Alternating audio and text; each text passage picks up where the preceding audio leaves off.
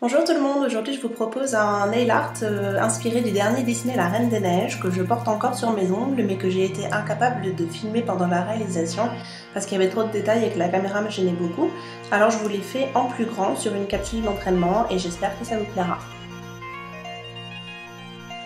Après avoir posé une fine couche de peinture acrylique blanche sur l'ensemble des ongles, j'ai pris un fan brush et j'y ai posé plusieurs teintes de peinture, blanc, bleu. J'ai ensuite fait le dégradé sur mes ongles sans oublier les recoins. Et j'ai ajouté des pointes de rose pour faire quelques reflets par endroits.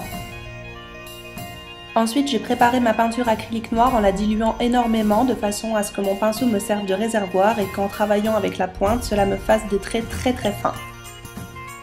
Et on va commencer à faire le croquis du personnage, donc tracer les contours en noir directement sur le fond bleu, donc en commençant par les yeux. Pourquoi les yeux? Parce que c'est le repère le plus grand du dessin, elles ont souvent des yeux immenses, les princesses Disney, et donc le fait d'avoir ce repère-là vous permettra de bien ajuster les proportions du reste du visage. Après avoir dessiné le premier œil, donc j'ai mesuré l'écart entre les deux yeux. J'ai choisi de faire l'écart correspondant au blanc qu'il y aura à l'intérieur de l'œil de gauche. Après, bon, j'ai regardé mon dessin, j'ai regardé le modèle que j'avais et c'est vrai que il faut vraiment apprendre à observer avant de dessiner. Moi je ne sais pas dessiner, je n'ai pris qu'un seul cours de dessin, enfin un stage de dessin d'une semaine, donc ce n'est pas une question de savoir ou non dessiner, c'est juste une question de savoir observer, de voir, d'être capable de retransmettre ce qu'on voit et d'être capable de comprendre la construction et la structure de ce qu'on voit. Donc voilà pourquoi j'ai mesuré l'écart entre les yeux et comment j'ai disposé les deux yeux et le reste du visage. Donc pour les sourcils, j'ai mis deux petits repères et je suis venue les tracer ensuite. Et là, donc par exemple, c'est typiquement le genre de moment où c'est absolument pas grave de faire n'importe quoi. À toutes les étapes, ce sera corrigé. On pourra corriger en repassant de la peinture par-dessus. Donc vraiment, lâchez-vous, laissez faire et vous verrez que ce sera moins pire que vous pensez. Pour la couleur de la peau, j'ai utilisé un mélange de deux teintes, donc c'est deux teintes polycolores, la 068 Carnicino et la 018 Bianco di Titanio, donc c'est blanc de titane et couleur peau concrètement, et en les mélangeant on obtient une carnation plus claire que celle du tube original et c'est ce que j'avais envie de retrouver pour ce personnage. On va ensuite venir remplir donc le visage et le cou en deux couches en laissant sécher entre chaque couche avec cette teinte.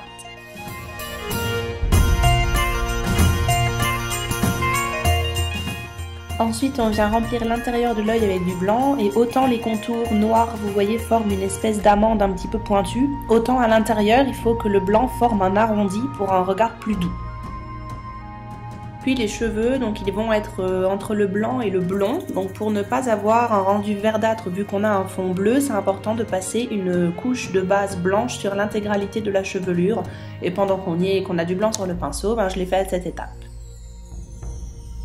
Donc là je vous montre si je fais n'importe quoi avec les sourcils et que je dépasse et que mon sourcil ne me plaît pas, je vais pouvoir le retoucher sans problème après avoir placé de la peinture noire.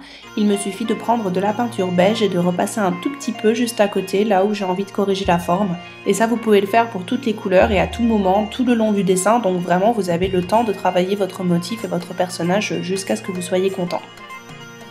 Pour la bouche, c'est plus simple de faire le rose d'abord. Vous voyez, donc je place mes petits contours et je viens mettre le blanc à l'intérieur ensuite, ce qui va m'éviter d'avoir à faire mes contours en rose parce que sinon c'est très compliqué. Donc au niveau de la précision des détails, c'est plus simple de commencer par les contours et de venir les remplir ensuite.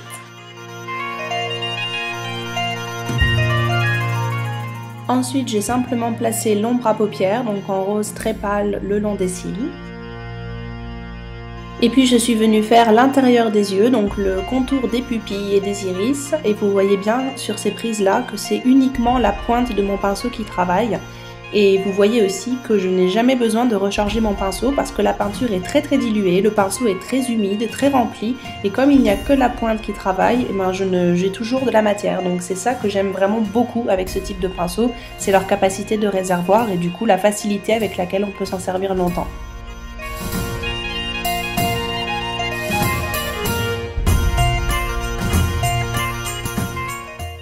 Ensuite l'intérieur de l'œil en bleu très clair. Et je viens faire la pupille avec la pointe en noir.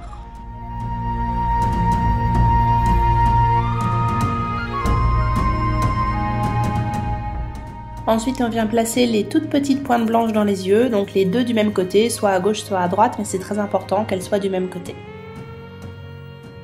Puis j'ai mélangé un tout petit peu de marron foncé dans la couleur de la peau que j'avais utilisée pour venir placer des zones de peau plus foncées au niveau des côtés extérieurs qui touchent les cheveux pour créer déjà les premières ombres qui donneront du volume au visage final.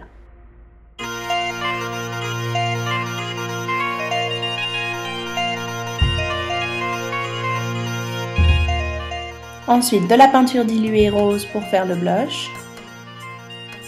Et au niveau des cils, vous voyez encore une fois que je ne travaille qu'avec la pointe du pinceau et que je touche à peine la surface pour avoir de minuscules traits.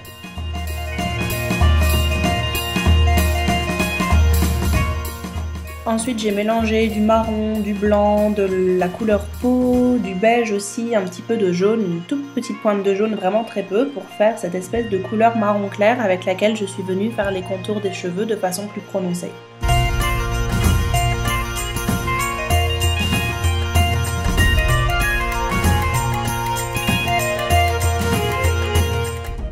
Ensuite, en posant une petite touche de clair et une petite touche de foncé et en venant les écraser avec le même pinceau sans les nettoyer entre les deux, on va créer des espèces de marbrures qui vont faire un effet de volume et qui vont rendre les cheveux plus réalistes.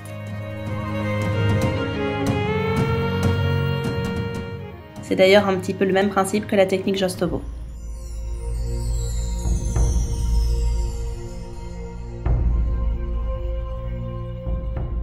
Ensuite, à certains endroits du corps qui se trouvent le plus à l'arrière, on va placer à nouveau avec cette couleur peau plus foncée quelques ombres. Et on va venir renforcer en zone claire, donc avec une couleur peau cette fois un petit peu plus claire, avec un petit ajout de blanc à l'intérieur, la zone du visage au niveau du front, du nez, du menton. Et ça va permettre de donner du volume avec les ombres et les lumières, ça va donner le visage un petit peu plus en volume. Une fois que c'est sec, on pose le top coat et c'est terminé. Voilà, n'hésitez pas à aller visiter mon blog si vous voulez encore plus de détails, à me rejoindre sur ma page Facebook Bibule Nail Art ou à me poser toutes vos questions en commentaire. Je vous retrouve lundi prochain pour une prochaine vidéo et en attendant, je vous fais de grosses bisettes, au revoir.